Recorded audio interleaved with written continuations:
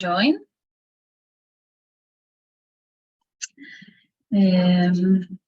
So hello Deb, and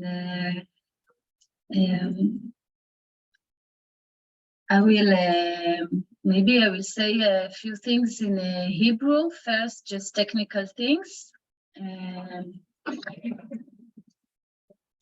אז מבחינה,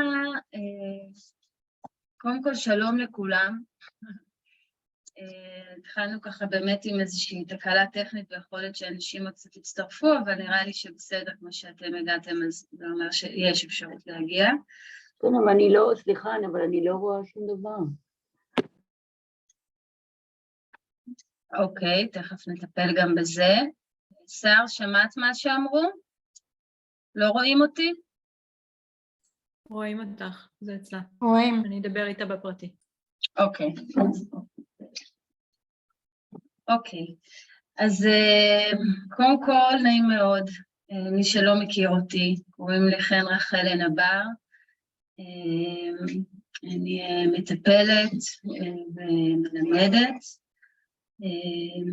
יחד עם בן זוגי יניב קקון, אנחנו הקמנו לפני 16 שנה את מרכז פשטות, אנחנו מלמדים שם הכשרת מטפלים, FOBP, Focusing Oriented Breathwork Therapy. אני מודע ומתוודה שכל פעם שיש קפיצה של הצ'אט, זה מוציא אותי מריכוז, אני אבדוק אם אני מקווה שאני אוכל להגדיר שזה לא יקפוץ לי.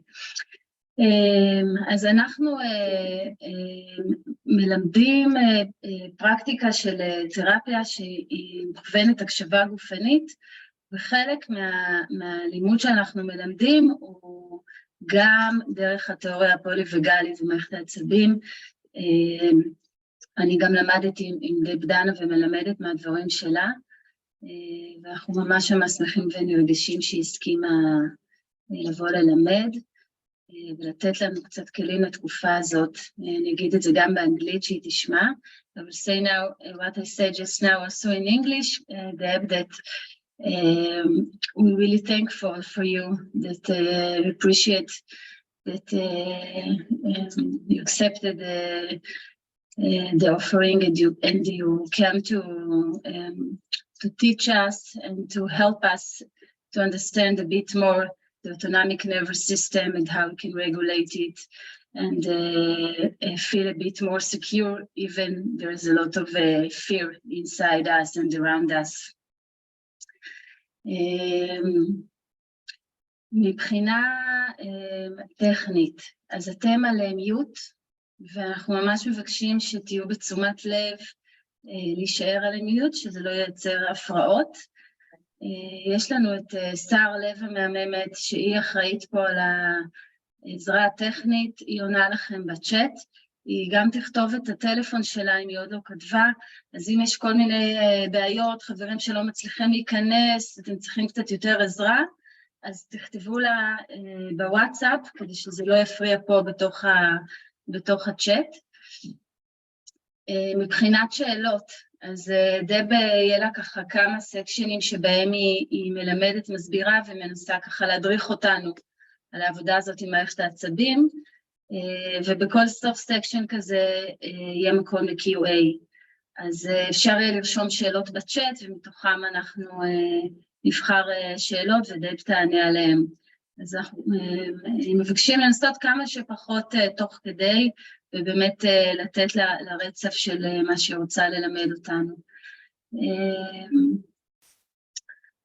זהו, אז אני אעביר לדב את רשות הדיבור. So Deb, it's yours now. Beautiful. Thank you. Thank you. Thank you. It's lovely to see all of you. I took a moment to just go through the screens and look at faces and see where you are. And I appreciate your showing up today so that we might begin to find a way back to regulation through the nervous system, which really is the way home to safety and connection is through your biology first. and then your brain will come along with your biology. So we're going to, I have a few slides I'm going to show to anchor my talk as I invite you to get to know your nervous system and listen to it. The nervous system is always trying to communicate to us, and it does that through body sensation, through symptoms, through our feelings, through our thoughts, through our behaviors. That is really the nervous system's way of trying to tell us something. So as we try to navigate challenging times, and you are all in the midst of a very challenging time that is ongoing, and other places in the world have had challenging moments that have ended, but the symptomology continues. So the nervous system is sort of our way to bypass all the stories that we carry and come to our embodied system that helps us come to safety, connection, and regulation. So our daily experience and for many people, for a variety of reasons, is that we feel besieged by signals of danger and disconnection. Right. So I'm going to invite you for a moment to reflect on your day. I think it's evening for you. It's late morning for me. I'm outside Chicago at the moment. So reflect on what you have felt coming at you today. What signals of danger and disconnection have come at you already? Right. I have a habit of reading the local paper and the New York Times. So that's one way that I get those signals of danger and disconnection. Things that are going on in my community outside my door. Right. When I connect with my family, sometimes it feels like there's signals of danger or disconnection. So just take a moment and reflect for yourself. What have you felt so far today? Because our nervous system is taking that in micro moment to micro moment. And then let's do the other, because our system is also always searching for signs of safety and connection, right? Always. The nervous system is looking for signs of safety and connection. We often miss those because we're preoccupied with the signs of danger and disconnection. That is a built-in negativity bias to all humans, right? It doesn't mean you're a pessimist or that you're, thinking the world is going to end. It just means your nervous system is working the way it's supposed to. So we have to actively look for the signs of safety and connection. So I'm going to invite you again, reflect on your day so far. And are there moments, micro moments of safety and connection that you might have missed along the way, or that you did register and you want to reflect on now? My daughter arrived early this morning, just before 5 o'clock this morning, to have a visit before she went to work. That was a lovely, unexpected moment of connection. Did you have some signs of safety and connection that found their way into your world today? Right, and this is the search that the nervous system is always on. Right, it's taking in the signs of danger and searching for the signs of safety. Right, we are in unfamiliar territory. You are in unfamiliar territory. People around the world are in unfamiliar territory, where unpredictable events are happening. And unfamiliar and unpredictable is commonly a cue of danger to our biology. Right, that's a common cue of danger to our biology. If something is unfamiliar, we don't know what's going to happen. It's unpredictable. We can't figure out what's happening when. And we have no time to catch our breath. There hasn't been a break. There hasn't been a moment where we could sit back and breathe a sigh of safety. Right? These are all the things that contribute to feeling in danger, to having survival strategies active and alive in our system all the time. Right? So our nervous system is our biological resource that will help us find safety, regulation, and connection. It is a built-in biological resource built into every human. And if you look at this image for a moment, this is an image of the vagus nerve.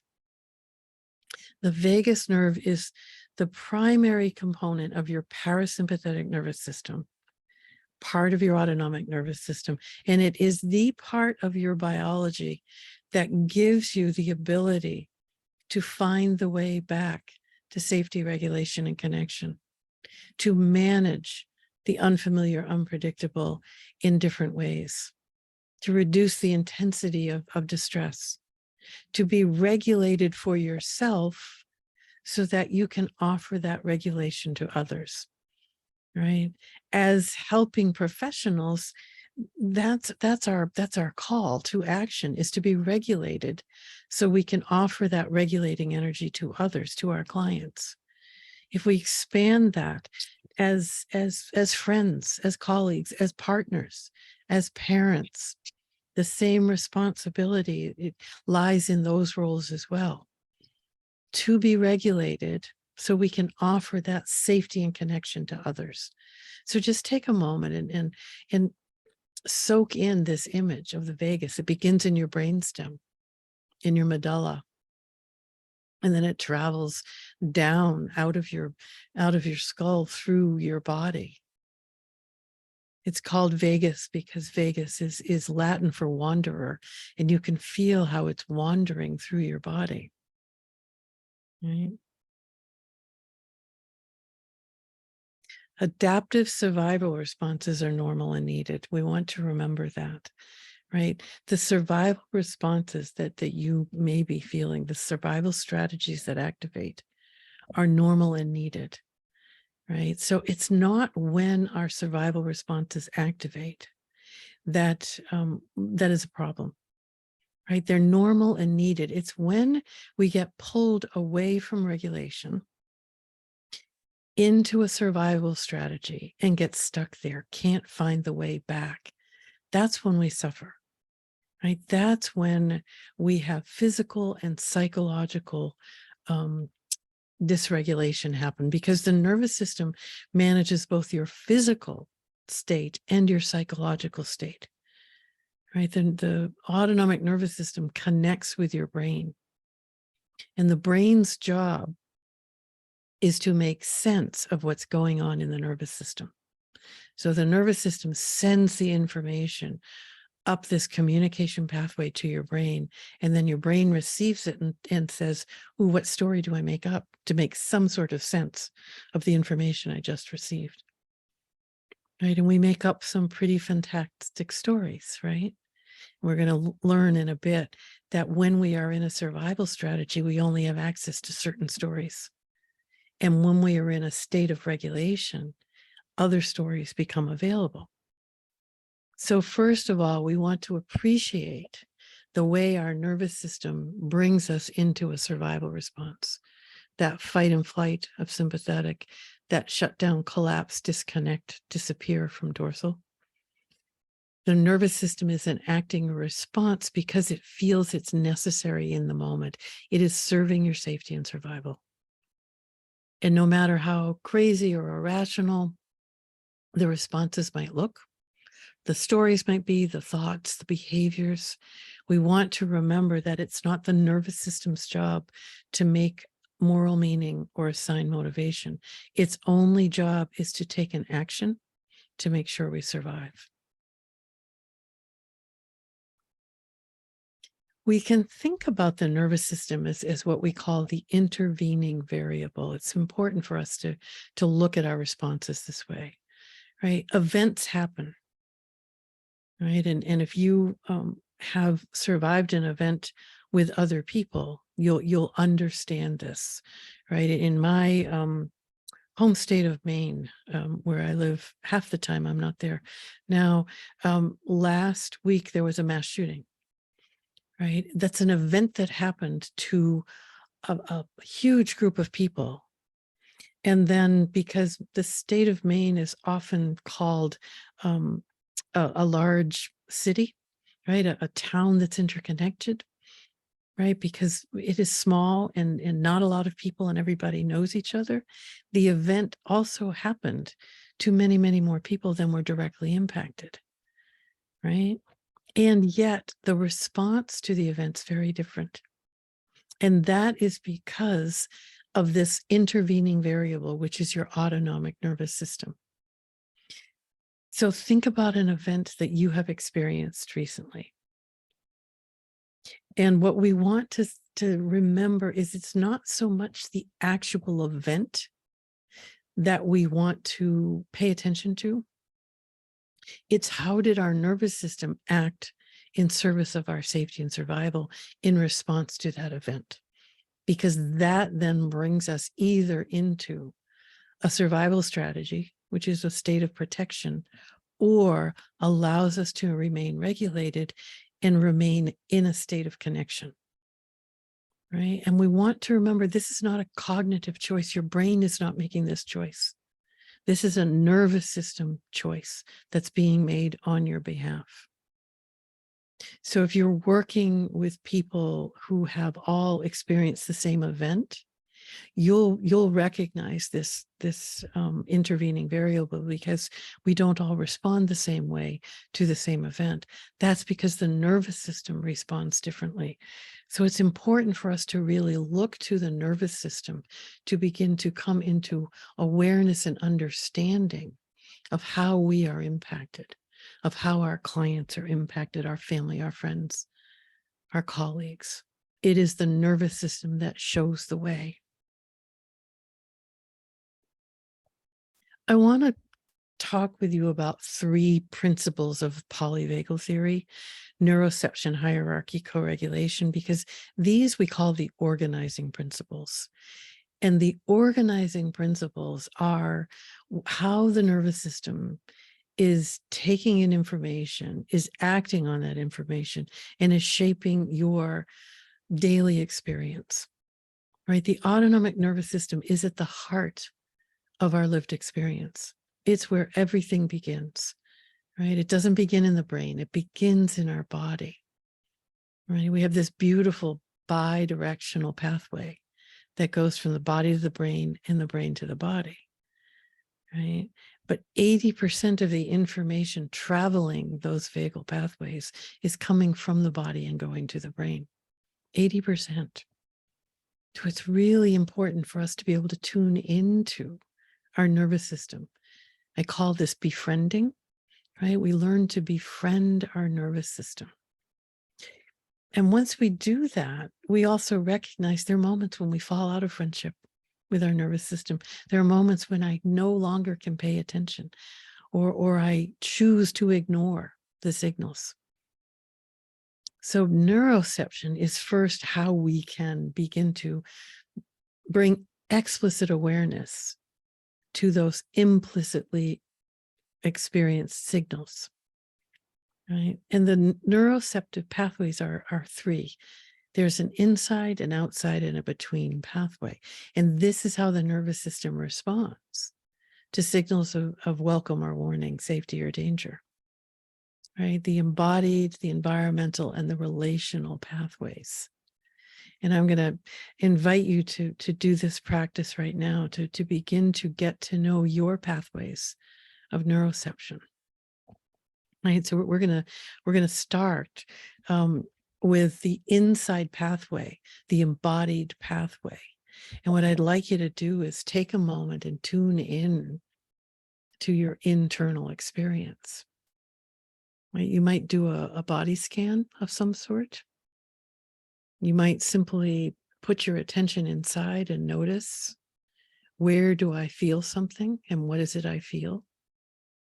And we want to identify what feels welcoming and what feels like a warning. What's a cue of safety and what's a cue of danger? And I'm going to invite you to write these down. So divide a piece of paper in 2 sides. One side are going to be the welcomes and the other side the warnings, or the safety and the danger, however you'd like to identify it. So as we begin in this embodied pathway, what do you notice that feels safe and welcoming, that's bringing you a sense of okayness, of regulation, and that inside pathway? And what do you notice is sending you a warning? Recently, I've worked with people who have talked about various places where they're holding stress inside. A lot of people are reporting headaches, right? These are warning signals from inside, right? What are you noticing inside that's sending a warning, saying things are not okay? And then where are the places inside and the messages inside that say it is okay, right? For some of my clients, that's simply a neutral place, right? For other people, they can come to a place where they feel warmth or openness or spaciousness, or their breath feels more easy. Their heart rate feels more regulated. So just take a moment and reflect inside your embodied pathway, what's happening, and write it down. Write down the cues you find.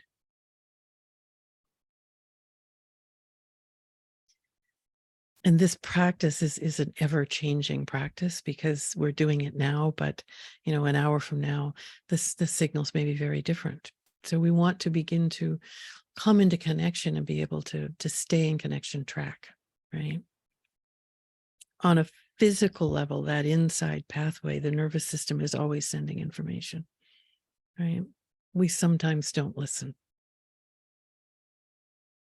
So let's go to the outside pathway. Right, the environmental pathway, right? This can be a challenging pathway. So start with the immediate space you're in right now, the room you are in to join this community today, right? And sense into that environment and what feels welcoming and what feels like a warning in that environment.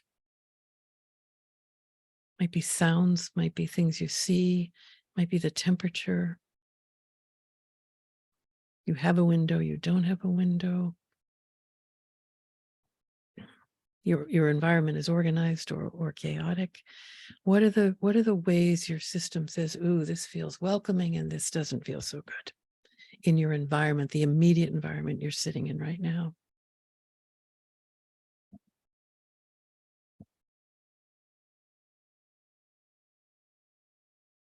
Right, this is a familiar space to me, so the familiarity is a cue of safety, right?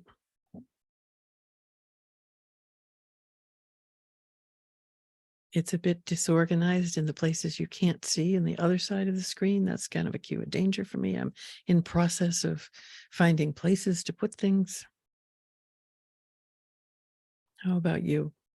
And then, because the nervous system is attuned to the environment outside of the immediate space you're in, travel outside the room, either into the building you're in or even outside the building into the world just around your building, and feel into that space.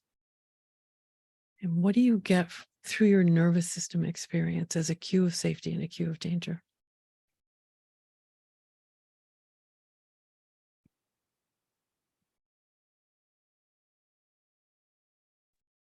It could be sounds, it could be sights.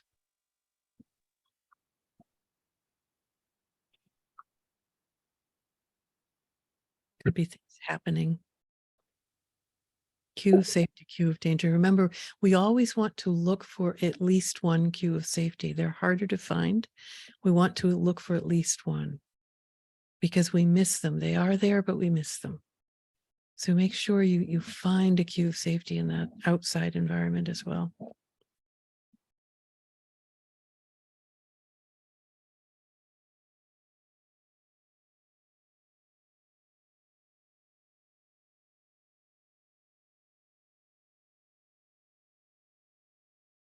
And then let's come to the between pathway. This is this lovely pathway that the nervous system uses to assess safety and danger, that relational space, the space between nervous systems, right? In this moment, our nervous systems are all, sort of feeling each other out, seeing each other on the screen. You're listening to my voice. These are all ways the nervous system says, does this feel safe enough to come into connection or not? So you might bring up somebody in your world, think about that person, that relationship. You might use my voice, use me coming to you today, or someone else on the screen, but bring someone to mind and feel into that between space, nervous system to nervous system. And can you find what feels safe and welcoming and what feels like a warning? I'll give you an example. I had a colleague who my brain knew was a very talented therapist, but my nervous system wanted me to argue with him every time we were consulting on a case. Right? I kept going into this place of not trusting, wanting to argue. And it wasn't until I took a step back and spoke with a friend and said, help me figure this out because it makes no sense, that I discovered that this particular clinician had a way of moving and a posture that was a familiar cue of danger from a past relationship. Right? It had nothing to do with this particular clinician, but my nervous system was picking up on something from the past, right? And bringing me into this place of feeling endangered. So that's a cue of danger. Can you find one of those? And also, can you find a welcome, an autonomic welcome? The way somebody smiles or talks or tilts their head. Is there a way? And then just take a moment and review your list.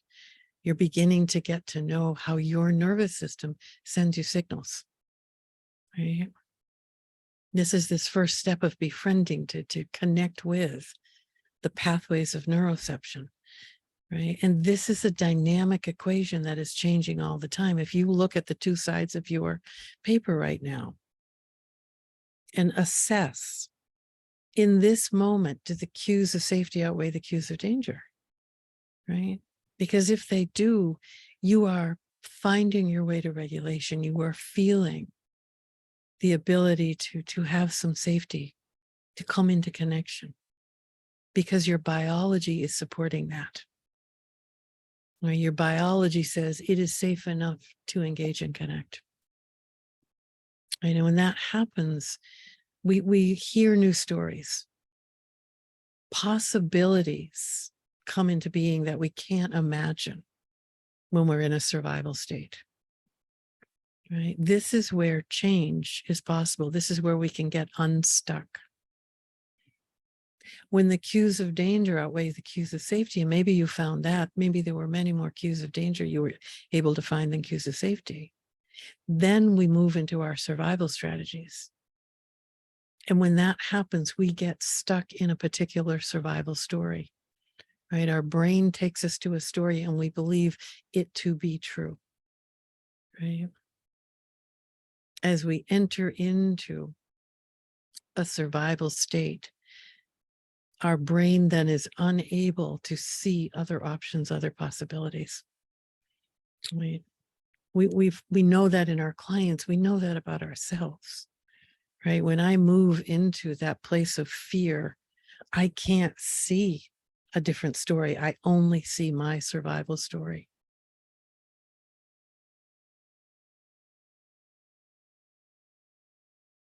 All right, so we're going to move on in a minute to the second organizing principle of hierarchy, but I wanted to stop a moment and just see if there are any thoughts about neuroception.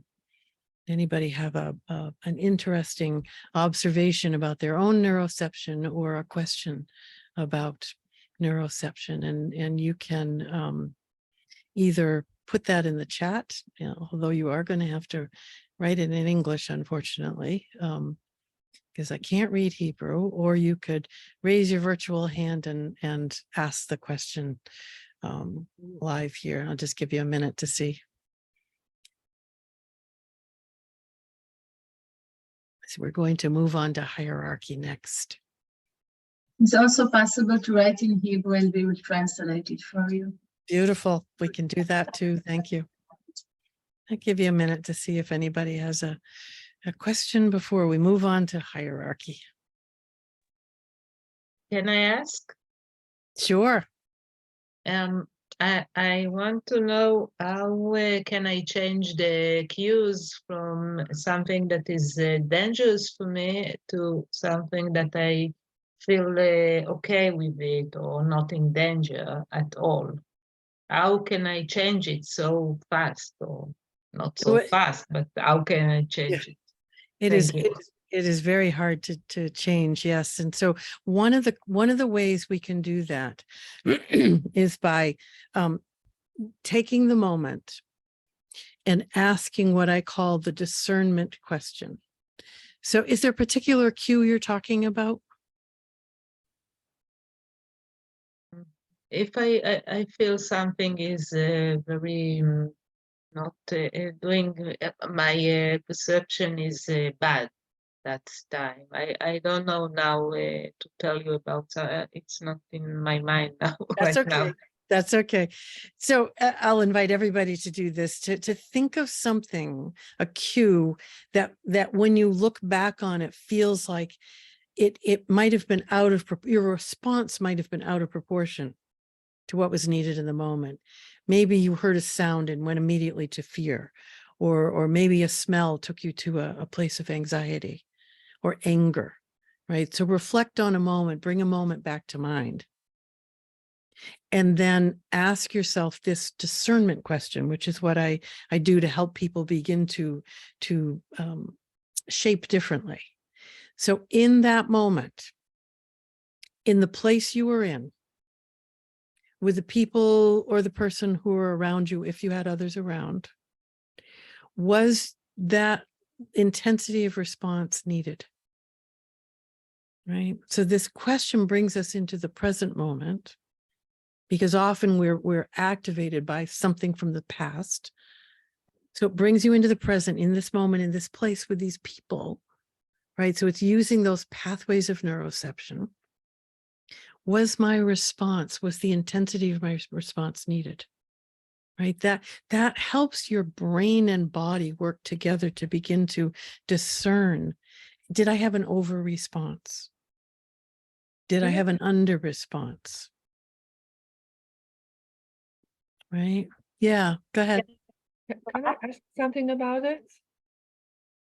Sure. Because many times we are talking about response, like things from the past. Yes. And now we're talking about trauma that's like a situation that didn't finish. Like Yes. if you hear a voice from the outside, Yes. I say, okay, because I was in a terror situation 2 weeks Yes. ago, but Yes. now it's from the past. No, I don't know if it's from the past or not.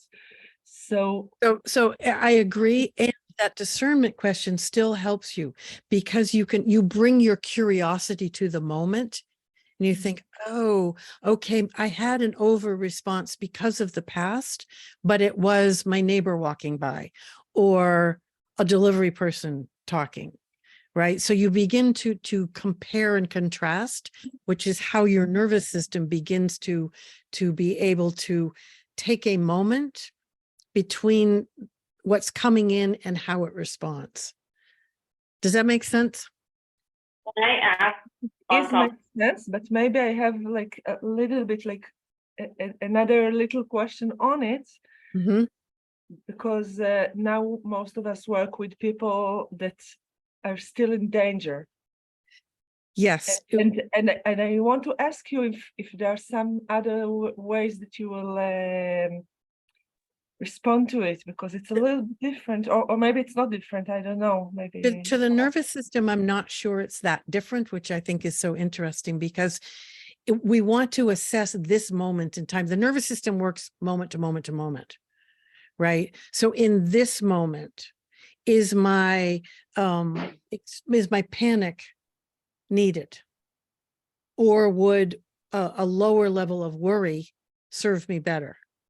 Right? I still have the need for a response, but if I can bring awareness to it, then I can begin to have some choice about how intense my response is. Okay. And as we learn about hierarchy, we'll probably learn a little more why that's useful. Right. So the noise that happens, I need to be alert, but not alarmed. Right. And so it's making that difference, and asking yourself that discernment question over and over helps the nervous system begin to be curious and not just react, to be able to respond, not just react. Yeah. Yeah. We can take a couple more. Yeah. Who's talking? Yael, hi.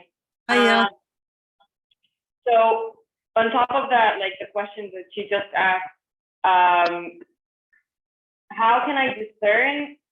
It happens like in kind of like in past tense, because we had an alarm earlier today, and then 10 minutes later we heard a motorcycle just going like, and every time a motorcycle passes, I think it's an alarm starting.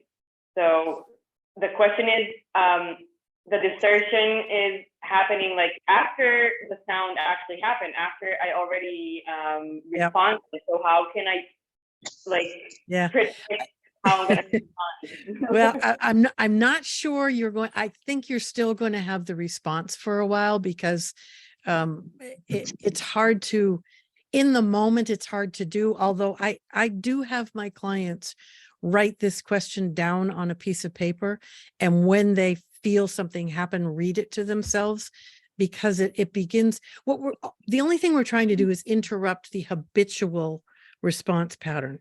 We're trying to give the nervous system a tiny moment between input and action, right? So that there can be a tiny moment of reflection, so that I have a choice. Because when I go into a survival strategy, I've lost choice. My nervous system is choosing for me, right? And again, I think once we do the next part on hierarchy, it may help with some of these ways to interrupt as well. Yeah. Just one more thing. So now that we're like in this acute state, or like this survival mode, it might be harder, but then like what you're saying is, when everything passes, that the next time I'll hear a motorcycle, like I'll need to just start to calm the nervous system to not react as if it's an alarm going. Yeah, you can remind the nervous system it's not always the alarm, or it's not all, it doesn't always end in whatever, right? Okay. But we want to shape it gently. You don't want to say, no, don't respond that way, because your nervous system is doing what it needs, but we want to bring some ways of softening it. Sometimes it ends up in this, sometimes it's needed, not always. And then we can begin to shape it a bit. Yep. Yeah. Yeah. Can I ask something? I want to also Yeah. to I don't ask. talking to me. Who's talking? Galit. Hi there. Where are you? Hi, Galit. Hi. This for myself, I am asking. I grew up in a hard family, in hard father. Now in the present, when I hear sound, glass, or the door, I scream. I scream hard, and that's it. What can you tell me about it? What can I do about it? Do you want to change it? Do you want not to scream? Yes. Okay. Then again, you're bringing the reflective capacity to the experience. You're going to look back on it and begin to be curious about what were the cues of danger in that moment, and what were the cues of safety. It's like a reflex. Right. So it's when you not without a window. Right. So you need to look back. You need to look back on it, to slow it down and reflect on it, to get to know what were the cues of danger that brought that intensity of response alive. Right. That's what we need to do, because the nervous system just acts. We need to bring our brain into the equation and look back on it and take it apart, slow it down, and think, oh, what were the cues of danger that happened? Yeah. When the glass, so I need to think what Not then, was after. afterwards. You need to go back. After and- I scream, I Yep. need to When you come back to a bit of regulation, yes. then you can go back and deconstruct that moment and think, what was it? What was it that was the cue of danger that brought me to that intensity where I screamed? That's what you can do. Noise. Right. And so then you want to get Noise. even more granular about it. What was it about the noise? Noise. But what was it about the noise? Is it any noise? Any What kind of noise that frightens me. Right, so then we- surprise. Surprise. There you go. So when you surprise. are surprised, Yes, your nervous system feels Yes. it's unpredictable and goes to survival. and So unpredictable. right. So you're beginning to get to know. This is what we do. We have to information gather first, and then we can figure out what we do with it. But it's no, it's not. איך זה לא. It's no, זה לא, זה מפתיע. אז it's. You said it's surprising. Yes. It's surprising. So how can I learn tomorrow? It's surprising. Yeah, it's going to take patience and but- persistence to shape it in a new way. I'm going to ask you to wait until we do the next part, and then we'll come back and see. I Okay. would like to ask a Gonna do question. the as well. hierarchy. Yeah, Thank yeah. you. Thank You're you. Can I welcome. ask I something, wanted to ask a please? question. Oh, hold on. Maya, and then we have two more people with their hands up, and then I want to do hierarchy. So go ahead, Maya. Thanks. I'm neurodivergent. I have ADHD, so my nervous system is actually not regulated most of the time. Mhm. So what people are experiencing now for me is actually day to day. Like, Yeah, explaining what- it's a different sort of yeah, like even explaining now, experience. when I know that other Yeah. people are listening, for me, it's as if there's an alarm going off. Because Yes. I Yeah. necessarily Yeah. explain what I want to say. It takes me time, and I was wondering if what you're talking about Yeah. you could also give the neurodivergent aspect. Absolutely. Yeah. So, on a nervous system level, neurodivergence is simply a different wiring. And what we want to do is get to know each nervous system and the way it's wired, right? Each one of us here have a different response to a noise, to an experience, right? We want to get to know each. And as you, in this next section, we do hierarchy, as you become more able to have more moments in ventral regulation, the ways that you feel your ADHD come to life will begin to reduce.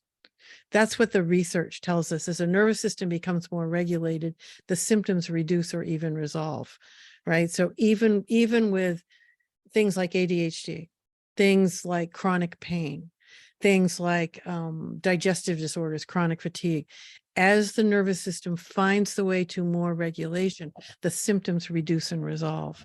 So I just get, feel that most yeah. times most of the information and what's given is like fits for like 80% of the people, and I'm the 20% who needs something else. So your nervous system today, what we're doing today, your nervous system uses these organizing principles exactly like every other nervous system. Okay, it responds to neuroception, cues of safety and danger. You have your own cues of safety and danger, just like I do. Right? Hierarchy, you're going to move through the hierarchy in the same way everyone does, in a different duration, intensity, frequency, perhaps, as do people who have unresolved trauma histories. Right? So the thing that I love about the nervous system is that it is the common denominator in our human experience. It brings us together. We all have a nervous system, and every nervous system uses these three organizing principles just in its own unique way. So let's see how you connect with these three principles and how you begin to befriend your nervous system. Okay. Yeah, sure. Thank you. Yeah. All right. Is it Noga? Hi there. Hi.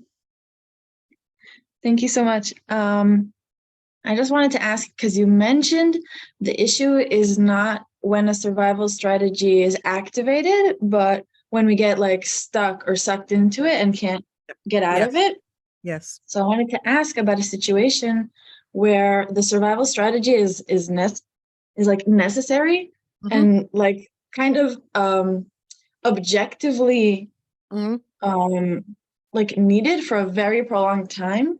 Like it may not be appropriate to try and relieve a situation if getting sucked into it is like the relevant response, kind of, if you know what I mean. Yeah. So Yeah. I just want to clarify, like, do we want to create a conscious choice where we are aware that this noise doesn't always end in whatever, even when you know that you are actually in danger? Or is this like a more Well, like when you're therapeutic actually feeling? living in an active danger world, when danger is coming at you all the time, your nervous system's not going to allow you to reflect. It's going to keep you in that place, right? As much as you may want to, it's very hard to do. I my situation is not like any of yours, but my husband died 5 weeks ago, and it was a long process of caregiving, and the last few months were incredibly traumatic for both of us, right? And during that time, there was no way I could practice these practices because my system actively was in survival mode, right? And it was an interesting lesson to learn that I'm really good at all this, not when I am in that need to be on survival, lookout all the time. So no, your system is not going to let you do that when you are receiving those overwhelming cues. Yeah. Thanks for saying that. Thank you. So we're talking more of like a therapeutic, like taking care of kind of situation.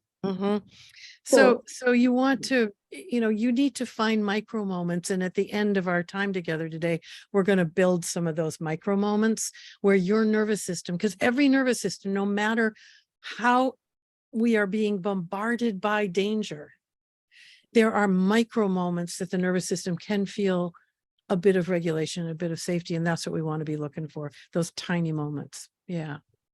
Yeah. All right. Thank you. Galaxy, whoever you are.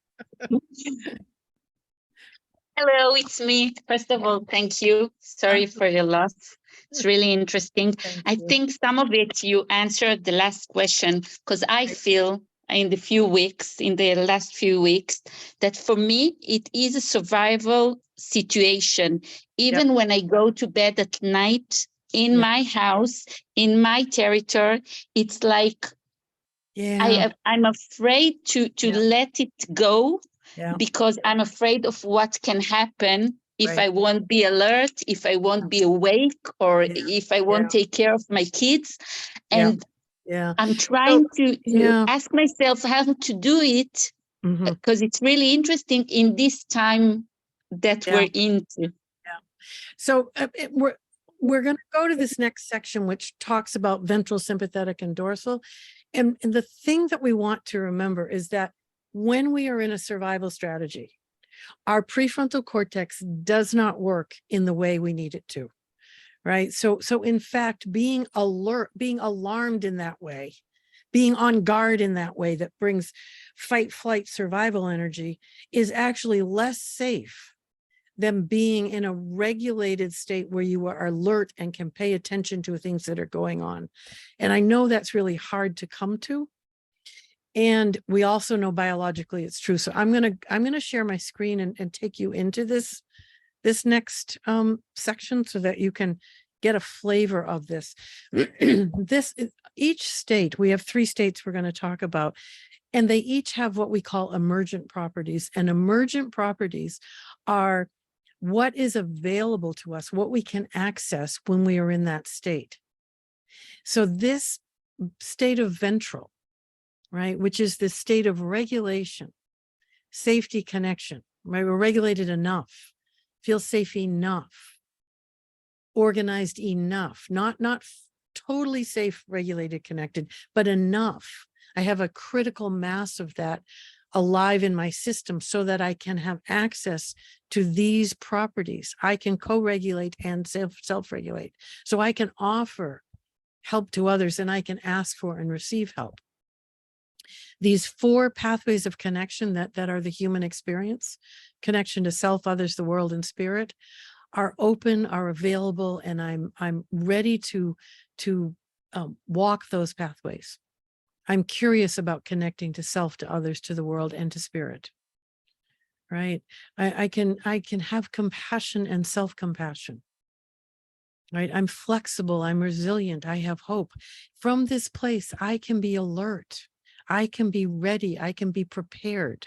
My prefrontal cortex is working with me. And the stories that my brain makes up here have a flavor of connection, communication, and possibility. Right? You can see that this is the place of human well-being, right? Both physical and psychological well-being. We're regulated and ready. And it is your ventral part of your nervous system that provides this path to well-being. Life can feel manageable rather than overwhelming. Right? We're able to go with the flow, to move in the moment to what is needed and necessary. Right? So take a moment and reflect on this place for yourself. You may not have anchored in this place for a long time recently. You may not have felt this come alive often in the recent days, but you have visited this place, even if it's only for micro moments at a time. Right? Micro moments, and that's the practice we're going to get to in a little bit. Finding the micro moments, right? This place of regulation, this ventral state, lives in your nervous system. It is biologically wired in to your nervous system, so it is there in every human experience, right? We have to find the pathway back to that. This is what many people have been stuck in. This is the sympathetic survival strategy. Fight and flight. This is fight and flight. When you move from regulation to sympathetic fight and flight, your prefrontal cortex goes into hypoactive mode. It no longer works the way you need it to. We're alarmed. We're hypervigilant. We're focused on danger and we miss the signs of safety. And that connection to self, others, the world, and spirit is now disrupted. I don't hear the good parts of self. I listen to the critical voices. My relationships with others are disrupted, right? Are no longer safe and nourishing. My connection to the world around me is disrupted. We do not treat our world well. We do not treat the world environmentally well when we are dysregulated. And my connection to spirit is changed. Right? And the stories the brain makes up are stories of being in an unsafe world surrounded by unsafe people. Those are the only stories you have access to when you are in sympathetic survival. You cannot imagine the world is safe and okay. These are the stories you're stuck in, right? And it comes with two pathways. We have anger and anxiety. We have fight and we have flight. And we both we travel both. And freeze. Nope, freeze is a different one. We'll get there in a minute. We have fight flight in sympathetic, right? And these are the energies. So get to know how your sympathetic nervous system works. How do you recognize you're entering into anxiety? Right? What word would you say? Oh, I'm getting anxious now, right? I have this worry that begins to go in my head and I can't get out of. That's my sign I'm heading into worry. The other end of worry, fully immersed, is a panic attack. Right? Anger. How do you know you're entering into the anger pathway? You know, I get cranky. That's what I call it. I can feel myself. I'm short-tempered. I'm impatient. I'm cranky. The other end, when I'm fully immersed, is rage. Right? And we all have this continuum of response. As soon as you enter into sympathetic survival strategy, you are going down the road of fight and flight. Right? And then the third pathway is dorsal, right? Dorsal. And in dorsal, we go into what was called conservation mode. Our heart rate changes, our breath changes. We feel numb, foggy, collapsed, right? And the connection to self, others, the world, and spirit is lost now. We have no connection to self, others, the world, and spirit. We're the untethered. We're floating. We feel alone, lost, abandoned, where no one will ever find us. And safety and hope feel unreachable. The stories that emerge here are stories of disappearing, disconnection, and despair, right? And again, we all enter into this place sometimes, and some of us spend much more time here. You begin to feel depleted physically and emotionally. After you've been in sympathetic long enough, your system's going to take you down to dorsal because it can't stay in sympathetic, chaotic, disorganized energy any longer, right? So you feel that shift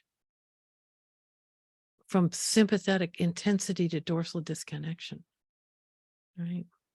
So how do you feel yourself going into dorsal? How do you feel, my first, sort of experience of this is I'm going through the motions now. I'm still doing it, but I'm going through the motions and I don't have the energy to care.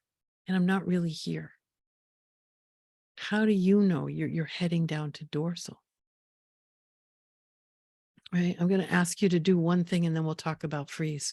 So from the perspective of each state, think about these three statements. I am, the world is, and people are. So let's start in dorsal, in that place we just were, right? This one, this place where you're disconnected, disappearing, despairing. And fill in those three sentences. I am what from here? I am. Right, I am lost is what I heard.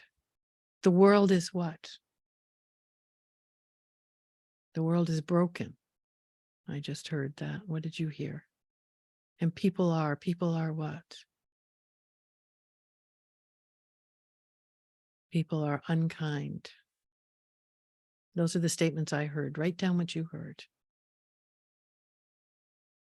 And then let's go back here to sympathetic, to the fight and flight survival strategy, and do the same thing. I am what? Here, I am what? The one I usually get here is I'm crazy. That's what it feels like to me. I'm crazy. What do you hear? I am what? The world is what? The world is exploding. That's what I hear. And people are. I usually just get people are dangerous. What do you hear? For I am, the world is, and people are here in sympathetic survival energy. And then come back here to ventral, to this beautiful place of regulation, safe enough, organized enough. I am what? When you're here, I am what? I often just simply get, I am okay, right? That's what I hear. I am okay. I will manage. I will manage, yes. The world is what? From here, the world is what?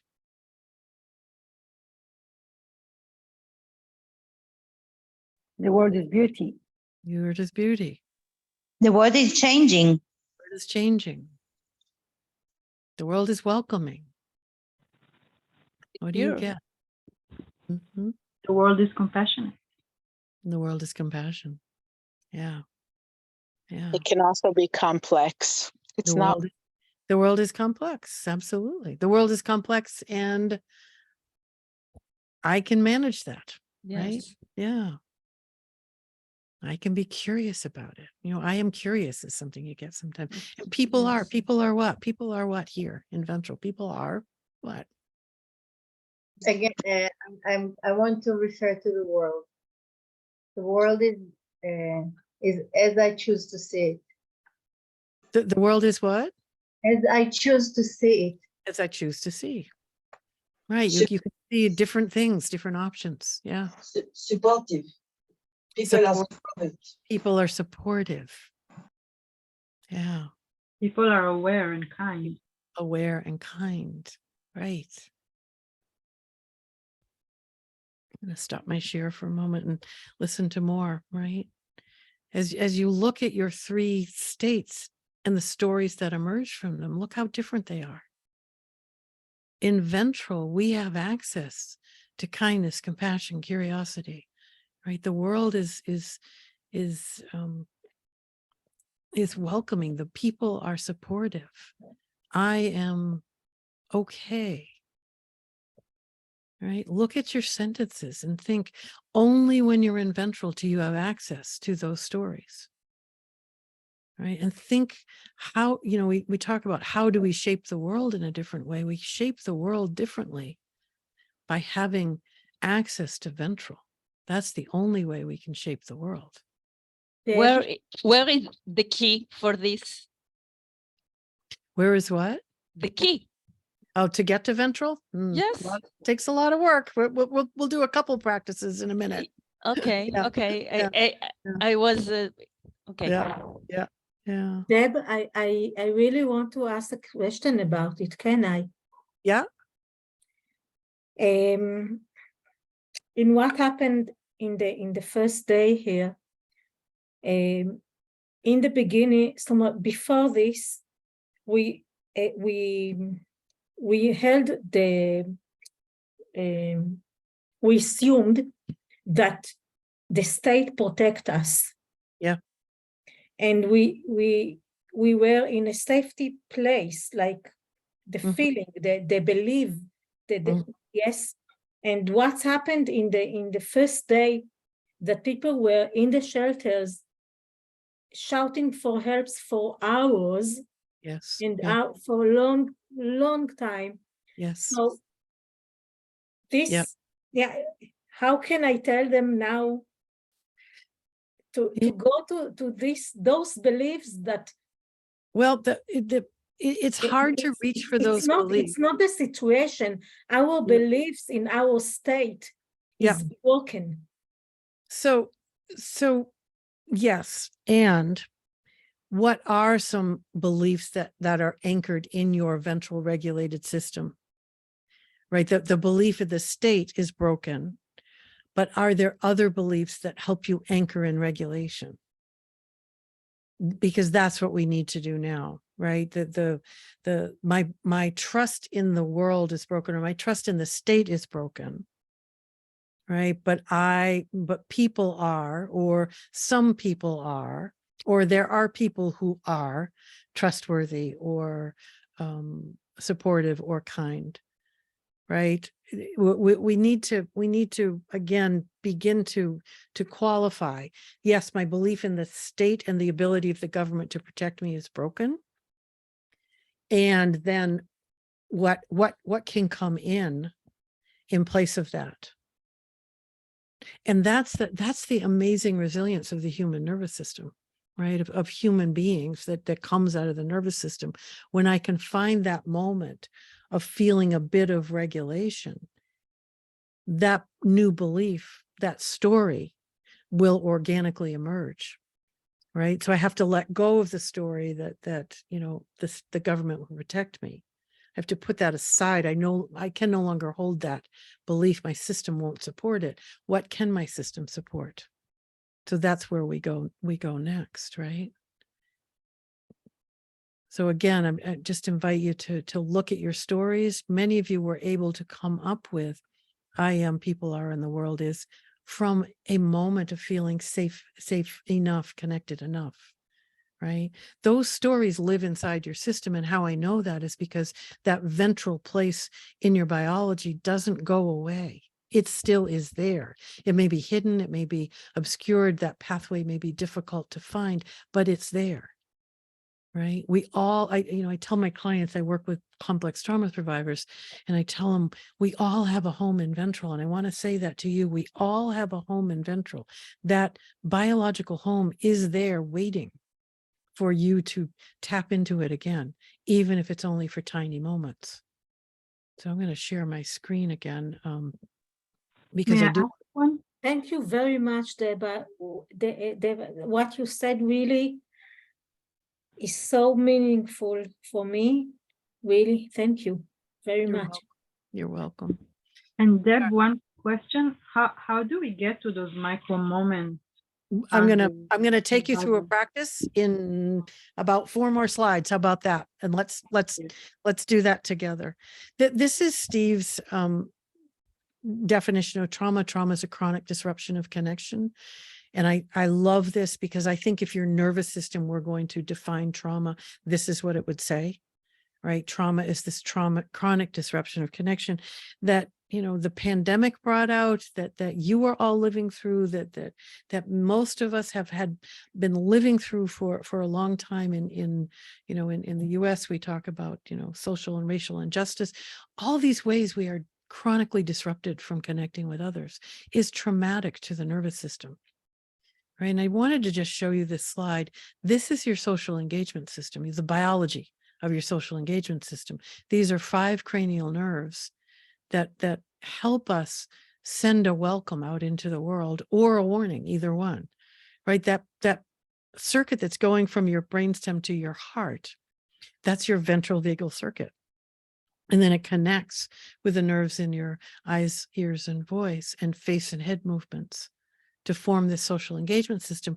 And this is how we broadcast and receive welcomes or warning. You can send a message without ever saying anything, right? That don't come near me. I am not, don't mess with me today. Or you can send a message out into the world. I am feeling regulated enough to offer a welcome to somebody else. And this is how our nervous system is shaped. It is shaped in every time we have an interaction with another human, with another being, right? This is what I was talking about just a minute ago. We're living in this polarized world, right? I'm sorry. Before I get there, I saw this collapsed in helplessness. I did want to mention freeze because somebody asked about freeze. There are two kinds of freeze.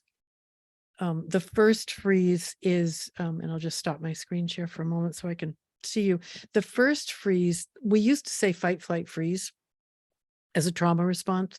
That freeze was a full dorsal collapse where I'm frozen because I have no energy in my system. I can't move because I have no energy. And with that freeze, we have to begin to bring some energy back into the system gently and slowly. Right. The other freeze that people talk about, and many of you may have experienced, is a combination of sympathetic and dorsal on at the same time. So there's a rigidity to the muscles. The eyes are open, often open wide, but we're frozen. We have all this energy flooding the system. I can feel my muscles rigid, but they're stuck because dorsal has immobilized me. So that's a blended freeze. That freeze, I believe, is a stepping stone state. When you unfreeze from that blended freeze, you are either going to go into a full sympathetic anxiety, anger, fight, flight mode, or you're going to drop to dorsal disconnect, despair. Okay. So I just wanted to mention that because somebody had asked about that. I'm going to share my screen again and talk about this. This is living in a polarized world. This is the world we are all living in, right? The global world, the country, the state, maybe even the community where it's polarized because we have these great groups of people who are mobilized in sympathetic flight and anxiety or fight and anger. You can look around the world you're living in now, and you can find these great groups of people. In the United States, we are flooded with people who are in this fight mode, right? Our politics are crazy with people who are in sympathetic fight, right? And then we have a group of people who have collapsed into hopelessness, right? The nervous system no longer brings them the energy to be able to do anything. They have given up because their nervous system has said, I can't do this anymore. Not because their brain says give up, right? But their nervous system says, give up, I can't bring you the energy. And then the brain makes up a story. What we need are enough people anchored in ventral to begin to bring that regulating energy into the world. Because unless that happens, we cannot have the difficult conversations that need to happen. We will not find our way to connection. Remember, in sympathetic or dorsal, you cannot connect, right? You're in sympathetic, it's a me against you, us against them experience. That's the autonomic experience. And in dorsal, people don't matter, don't care, don't exist. It's only in ventral that we are going to find our way back to connection and be able to find a solution to any of the problems that are going on, right? Which is really hard to do. But here we talk about an anchor in ventral helps us stay hopeful when things feel hopeless. It helps us have an effective survival response when we need it. Manage levels of stress in an ongoing stressful or dangerous environment and keep us moving forward when the world around us is filled with suffering, right? We all need ways to anchor in ventral, and that's what you've been asking. So I'm going to take you through 3 practices, anchors, touchstones, and glimmers, to give you a sense of your own system's capacity to find ventral and hang on to that place. So anchors, we're going to start with anchors. What I like about doing this practice, it is inviting you to tune into your nervous system and find the experiences that already live in your nervous system. They're already wired in. I'm not asking you to imagine something. I'm asking you to return to something that has already happened and use it as a resource, because the nervous system stores all of our experiences, right? And we can reach for the regulating ones and bring them back to life again. So I'm going to ask you first to think about who is a person in your life, who, when you are around them or remember being with them, you feel that sense of being okay, being welcomed, a bit of safety, connection. Who is a person, right? In my work in Maine, I add pets because many of my clients were isolated. They didn't have people, but they had pets. So it might be a pet, a person or a pet. And to begin with, let's start with living, breathing people, or people who you knew when they were living and breathing, who bring you that sense. And just write that name down or those names down.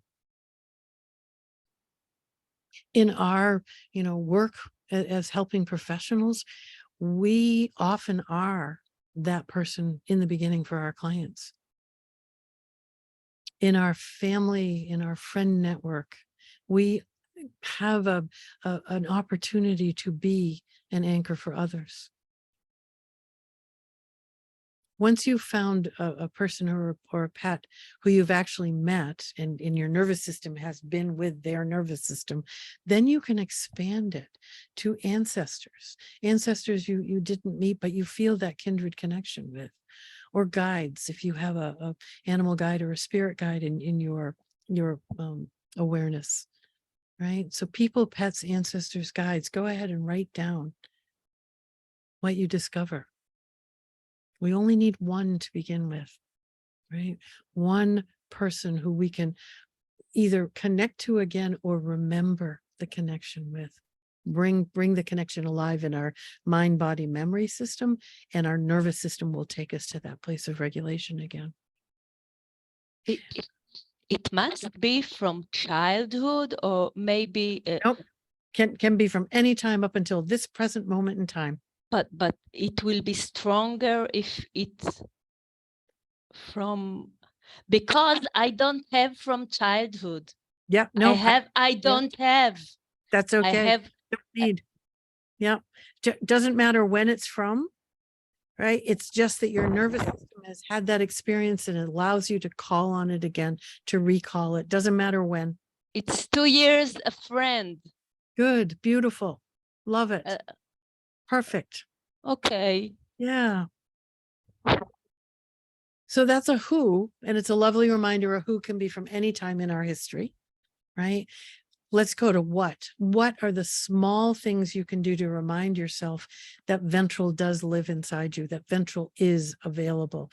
Small things, not big, long practices, something small, right? I often will look out the window because I'm lucky to live in a place where there are trees around my home, right? So I often just look out the window and I'm reminded, oh, nature is there, right? Sometimes people say, I just turn on a piece of music, right? Or I have a photograph that I look at that reminds me. So what is a small thing you can do that's easy to reach for that reminds you, oh, yes, I do have ventral in my system? Remember that there is a polyvagal theory in all your work. Exactly. Beautiful. I like that. Yes. And going to your anchor book, I have this. There. And finally, where? So we did who, what, where. Where are the places in your world where you feel that autonomic welcome? You feel, a sense of, oh, this is a place that feels safe enough. I want to stay here for a bit. Where is a place? It can be a place in nature. It can be a place in your home, in your community, place of worship. Where is a place where you feel that sense of ventral welcome? And again, for the who and the where, it can be a memory of that place, right? You know, I'm as I said, I'm half of the time in Maine and half of the time in Chicago. In Maine, my where is the beach. I am an ocean person. I need ocean in my life. When I'm in Chicago, there is no ocean, but I can remember that place and it comes alive again in my system. I can feel it. So where is a place? Right. And remember, these places exist in your biology, not just in your brain, in your biology. So those are the anchors. And then I want to move to touchstones, because touchstones have personal meaning for you, particular personal meaning for you, and would start with objects. What are the objects that bring that sense of connection, regulation, safety, alive? Again, I have beach stones. I have collections of beach stones, and I brought some with me because I hold a beach stone and I remember. I feel anchored in regulation. I feel ready to meet my day. What's an object? What about people that now have a sense that that place has been taken away from them? The people that were sure their home was very safe, but now so anchors come and go, unfortunately. So that, you know, if my place was taken away from me, it became, contaminated in some way. You know, I will say, you know, for me, again, I spend half the year in Chicagoland. I stayed in Maine because Bob wanted to die in Maine. So I stayed in Maine and didn't come back here until a couple of weeks ago. And I will say that it's going to take some time for me to be able to return to my home in Maine, because it feels not the way it did before he died at home, right? So sometimes our anchors are taken away. Right. I think I can reclaim that anchor, my home. There are times when we can't reclaim an anchor, and then we need to look for a new one. So these lists are constantly changing, and we can have, grief and sadness around the way we lost an anchor and look for a new one. Right. So objects, sense, what are the smells that bring you to that place of okayness? Right? Because scent goes directly in olfactory to limbic, and it brings a sense of regulation, safety, connection, calm, ease, joy, whatever the flavor is, right? So what's a scent? What's a smell? Right? And then things you wear. What are the things you put on? Do you have a favorite t-shirt or something you wrap yourself in? I have favorite sweaters that I put on. I have a favorite sweatshirt. Right, that when I know I need something, I put that sweatshirt on. Maybe you have a piece of jewelry that brings you that sense of okayness, safety, connection, regulation. Right. So touchstones are it's great to have a whole list of touchstones, because then when you know you're struggling, you can reach for one. You can wrap in your wrap. You can burn a candle. Right. You can pick up your beach stone. Right. So anchors and touchstones are what we reach for to resource our capacity to have more and more moments of ventral, and then to be able to stay there a bit longer. And these lists change all the time. Again, the nervous system is dynamic, always changing. So our lists change as well. And this takes me to this piece about micro moments, right? Micro moments are what we're looking for. We are not looking for these great, long, sustained moments of feeling, regulated and anchored in the world again. We're looking for micro moments, because it's the micro moments that come in and begin to accumulate.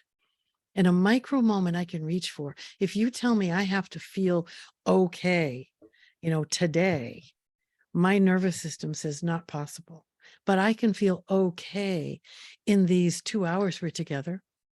And then maybe other parts of the day, I fall back into disconnection. But the micro moments, and a micro moment might be 30 seconds. And this is where we're going now. We're going to glimmers, right? Glimmers are these tiny moments of feeling okay. Right. And they're hard to find. They're hard to find for all of us, right? We miss them when we don't look for them. So I want us to create a practice of looking for them. And what I want to say before we do that is, this is not in any way denying or discounting the trauma that you are sitting in, that I am sitting in, that comes at us all the time. It is not toxic positivity the way some practices seem to me to be toxic positivity. Look on the bright side, count your blessings. Well, I can't do that and ignore all of the unresolved trauma, all the things that are coming at me. Looking for glimmers is a way to really acknowledge and celebrate the fact that our nervous system can hold both all of the trauma, all of the dysregulation, and find tiny moments of regulation. That is the both and, that is the beautiful experience of the nervous system. It's wired into our biology. It can do both beautifully. And in fact, in order to be able to work with the trauma, when the time comes to be able to process it, I need to have glimmers so that I can have enough ventral in my system so I can not be hijacked by my trauma. So I want you to go through this to me. I'm going to invite you to go through this to me with me. So can you think of a tiny moment that you might call a glimmer as you reflect on your day, right? Some tiny moment, right? How do you know you've bumped into a glimmer? How do you know a glimmer's happened? Does your body send you a message? Does your brain send you a thought? Is there a movement that happens? I'll tell you, when I got up this morning and I looked out the window, there was snow on the ground. Right? I didn't realize it snowed last night. It was snow on the ground. And there was this moment of, oh, which was a glimmer for me, right? So for me, I know I've bumped into a glimmer because I often do this, oh, right? First, you have to know how you've encountered a glimmer, and then you have to stop for just a few seconds and acknowledge it, and then appreciate it. All right. So I looked at the snow. I went, oh my gosh, it snowed. Love it. And then what was the feeling? Right. The feeling for me was one of joy. Right. But a glimmer can bring joy or peace or playfulness or passion or excitement, relaxation, fun, happiness, any flavor of regulation it can bring. And they come in predictable ways, right? We can find predictable glimmer environments, I might call them. I know that I can find a glimmer when I go on my nature preserve walk. I expect every time when I'm going to find a glimmer. So that's predictable. But then we have to be open to the unpredictable moments, like opening the window and seeing snow this morning. Unpredictable. So we see, stop, appreciate, but then we want to remember. We want to mark the moments, create a way to remember. An end of the day reflection. So you might end your day looking back on your day and thinking, well, what were the glimmers that happened for me today? You might keep a list. I have clients who draw pictures, right? My children, this year, I turned 70 this year, and my children created a journal for everyone in the family. On the front of it, it says collecting glimmers. So we're all collecting glimmers in our journals, right? So that not only brings us together, but it's identifying glimmers. So share. How do you share? My family shares in this way. Can you find a glimmer buddy or create a glimmer group? Can you connect with someone in your community and say, let's share our glimmers, right? Because again, that co-regulation is so necessary, connection with others, and we're doing something simple, easy, and just sharing them. And I'm going to invite you now to write a glimmer intention, right? That will help you stay connected to this experience of finding the micro moments and intentions. And why I like to have you practice writing an intention is that intention needs to feel like an invitation, not a demand, right? It's not an expectation. It's an invitation, right? So you don't want to, writing something. I would have clients that would say, I'm going to find 5 glimmers a day, and say, how does that feel to your nervous system? That felt a little too much, right? That was a demand, right?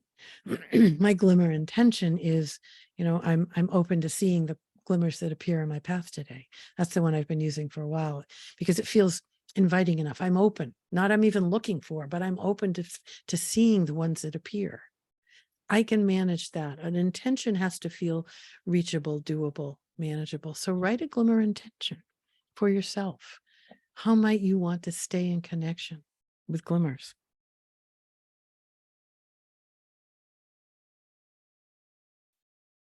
Can I ask something? Sure.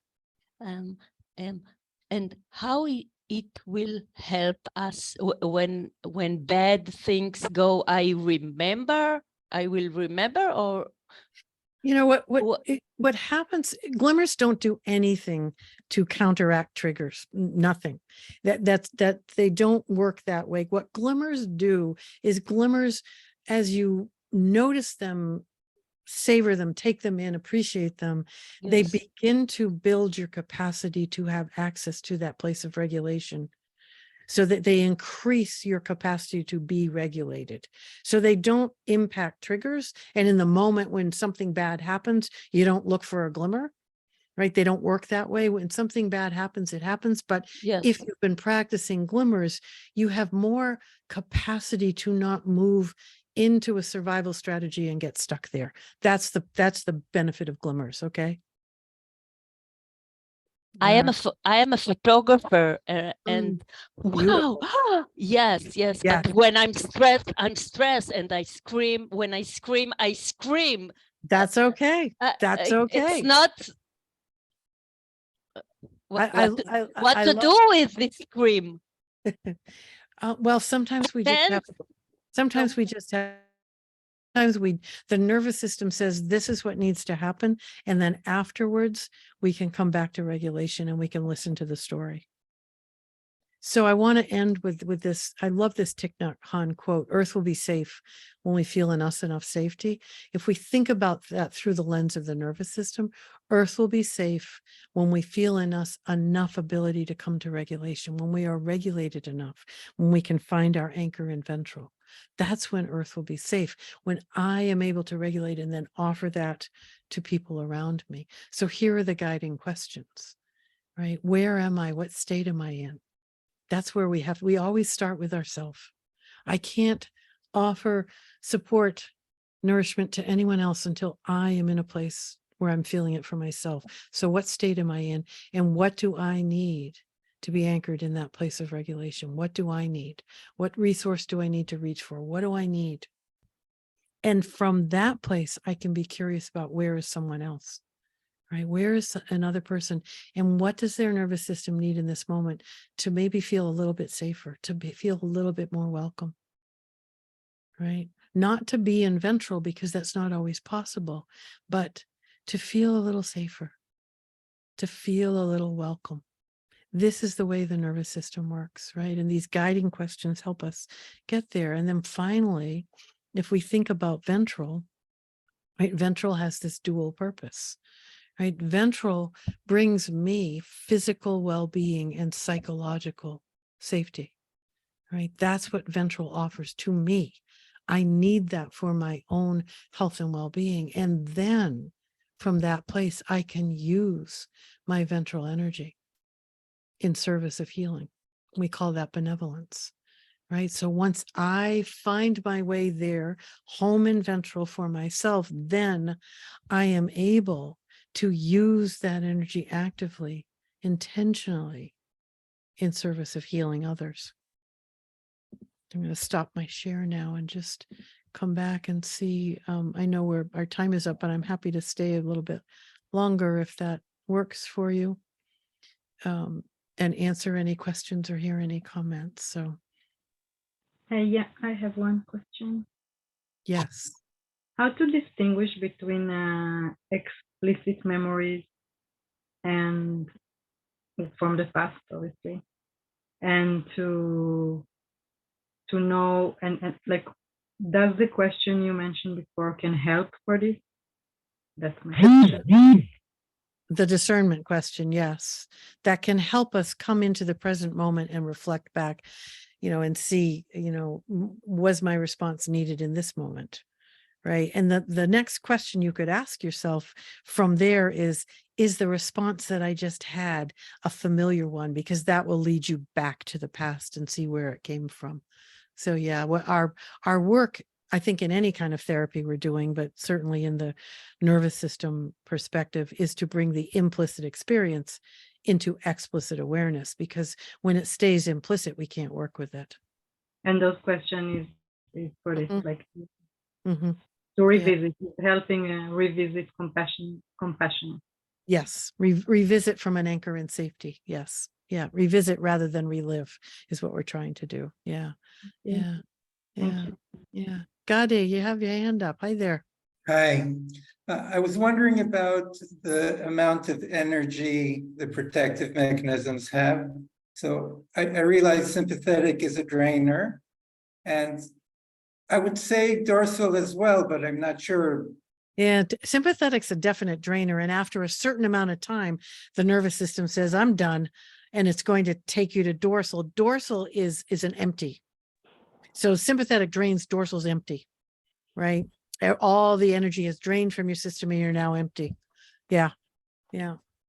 Yeah. Thank you. I like thinking about it in terms of energy as well. It's easy to feel into it that way. So sympathetic has that chaotic energy, overwhelming. Dorsal's no energy. And ventral has a lovely rhythm to the energy. It has a flow. Yeah. Thank you. Thank you. All right. Where are we? Is it Ruth? Yeah. Hi there. אפשר לשאול לגבי המצגת, אם אנחנו נקבל אותה? Wait a minute, we're talking to Ruth at the moment.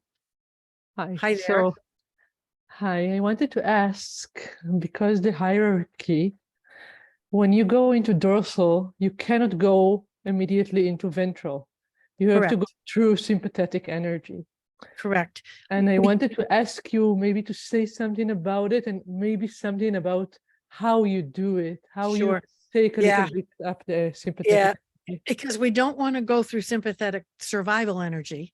We simply want to bring some energy back into our system, and that is the sympathetic mobilizing energy. So there are two pathways out. This pathway is the pathway where I'm beginning to come out of dorsal and the energy feels intense, overwhelming, and it takes me right into fight, flight. Right. And then I usually go back to dorsal. I get stuck in that loop. The other pathway, the gentle pathway, is when a little bit of energy begins to come back. Like maybe I feel a very gentle movement, or I connect with your face for a moment, or I can, I feel part of my system beginning to move. It's that gentle energy return that then helps me move through sympathetic back to ventral.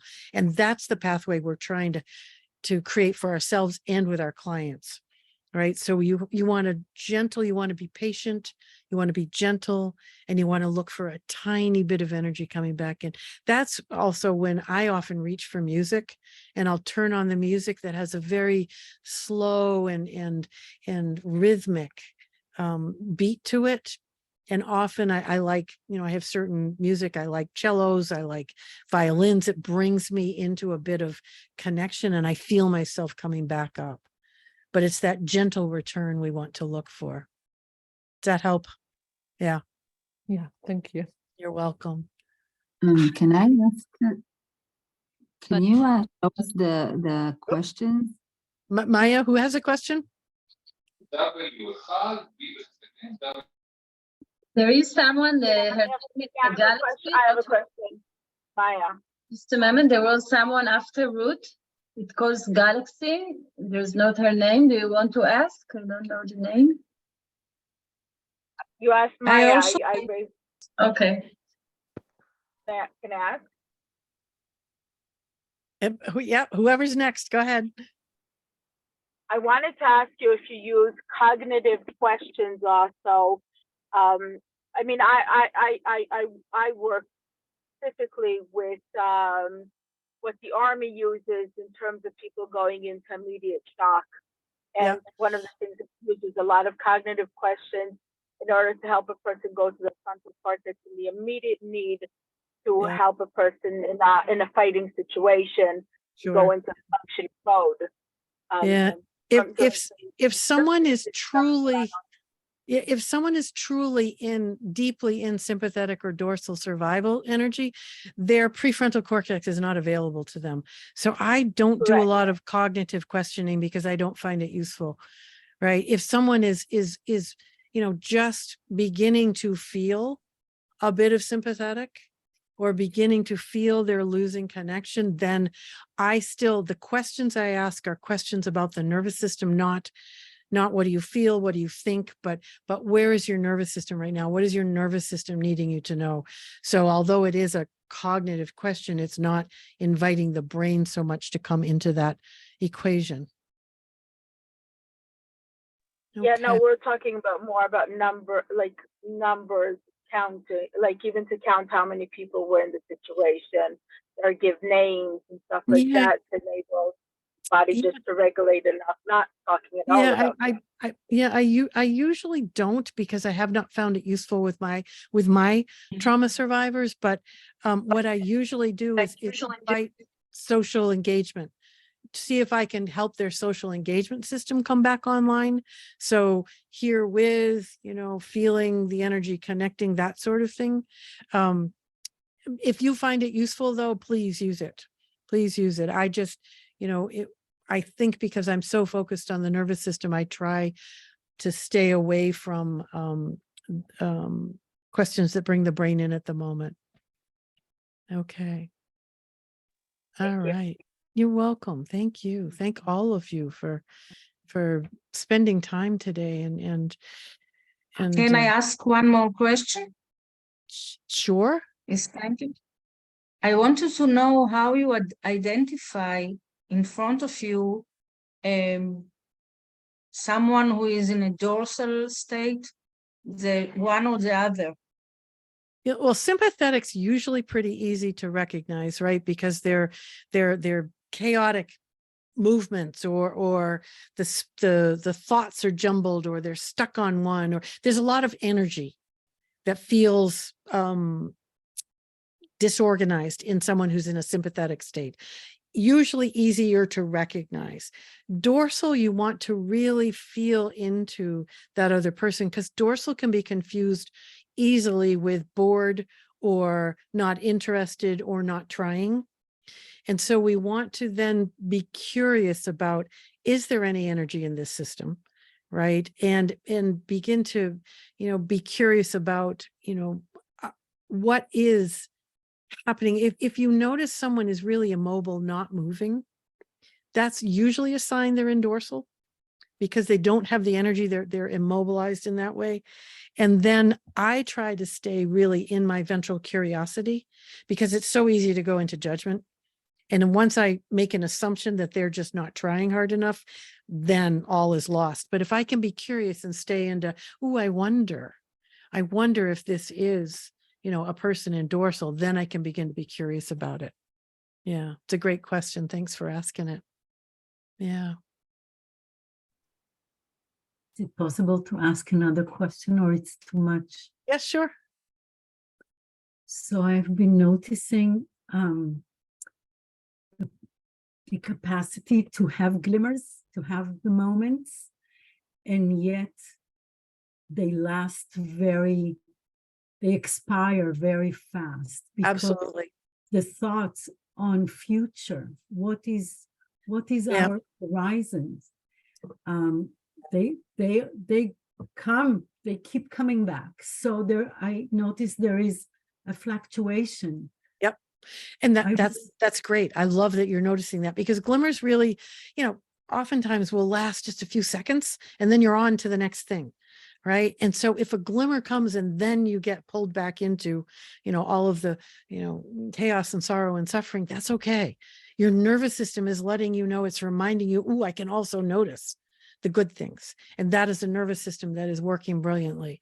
So you just find a way to track them, because that will help your system hold on to them, even if it's not in the moment.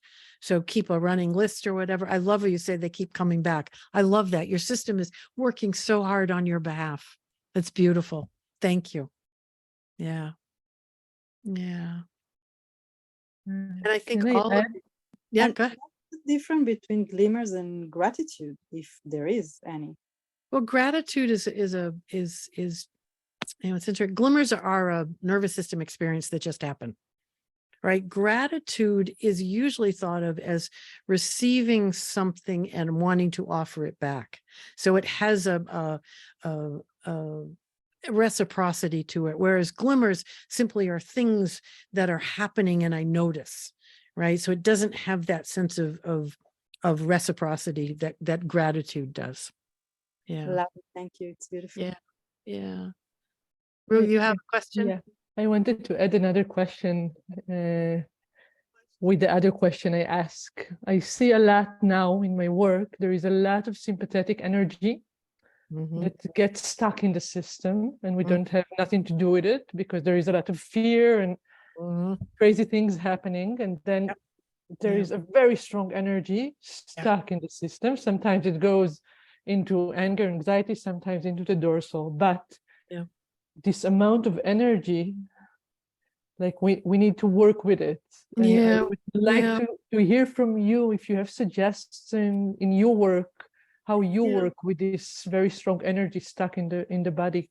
We need to find a way to move it on, to digest it, we don't want to get rid of it. And I think that's the thing we want to remember. We don't want people to get rid of that energy. We need to integrate it in and use it. You know, if someone's in sympathetic, and how many times have you heard somebody say, just calm down, right? Impossible, can't do, right? We want to bring the energy in and use it in another way, organize the energy. So somebody has a ton of sympathetic energy stuck in their system. What are some ways of organizing that energy and moving with it? And I think movement is a great way to do it. You know, breath practices can do it as well, but I think movement, you know, go for a walk, a fast walk, a slow walk, you know, change the pace, run if you want, you know, play in some way, right? Throw a ball back and forth. You know, the ways that we engage our body in moving will then help unstick that energy, right? And it can be simple full body movements or hand movements, right? And even, I will say, imagining movement, because for some people, you know, actually moving out in the world and being seen moving feels very dangerous and shuts them down. But imagining movement engages your motor cortex and you get the benefit of it. So I often started with my clients with say, imagining you're moving in just the way you want, right? I will tell you, I am an amazing dancer in here. Out here, not so much. In here, I do beautiful things. But as soon as somebody wants me to do it out here, I freeze. So, you know, for me, enacting the movement is too much, but imagining helps me move the energy along. So imagining movement and then really moving, either one is fine. I think music is a way to unstick energy, because music has this paradoxical effect of allowing us to be with sympathetic and dorsal safely and even enjoy it. That's what the research tells us. So have your clients or you create playlists that bring your sympathetic system alive and you can be with, that take you into that dorsal space where you don't feel alone and stuck. And then pieces of music that bring your ventral system alive and you can be with, right? And then you can move through those states by listening to your music. So those are some of the ways that I think are helpful to unstick that energy, right? You guys are wonderful. Thank you. Thank you all for, yeah. May I ask another question? Yeah. First, I want to say that I'm really touched with your voice. Oh, thank you. Just listening to you really regulated something really deep inside me, and also gave me a horizon of very professional inner practice that can do the work without words. Love that. And I'm really touched from that. Oh, thank you. That's thank you. First of all. And I also have this deep question about the mirroring aspect. I know it's not the right word, but you have told us something about having some difficulty with a person, that something about the connection resembled something that you had. And I think that in many relationships that are deep, after years, somehow unconsciously, one uplifts in a way memories that the partner is doing a service to them in some way for them to heal. And sometimes it gets stuck and it gets confused with the original conflict and the person doing the service. And I think many times people get stuck there. How do we work with that?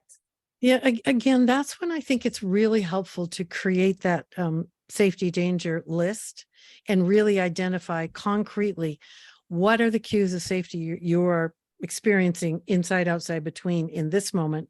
What are the cues of safety? So you get those two lists of danger and safety, and then you can begin to look and say, is this connected to this person? Or is this from the past? Right? Because you have to come into that explicit awareness first. Otherwise, your nervous system is simply acting and you believe whatever the story is to be true. So it's getting it into the explicit awareness that begins to help us then work with, oh, I have something from my past that I need to resolve still. Or no, this is about the way you're acting right now in the present. Right? So we can discern in that way. Okay? All right. I think we'll close it now. For sure, there are many more questions. I want to share with you, Deb, I don't know if you read, but many people really thank for you here in the chat. You said there are many moments of glimmers and regulation and ventral.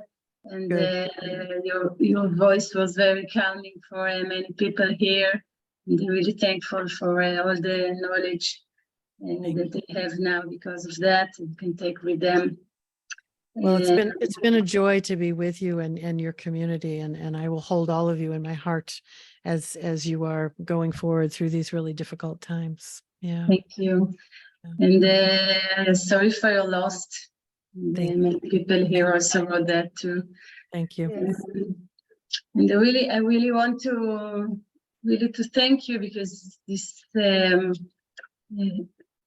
theory of this science that connects the autonomic nervous system and our connection and social behavior, social engagement that Paul just gave us.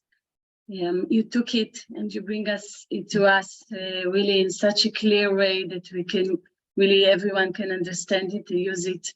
So this is very important work, and I thank you for that. Thank you. Thank you. All right. Thank you, everybody. Bye, everybody. That we can listen again. Thank you very much. Bye. Thank you so much.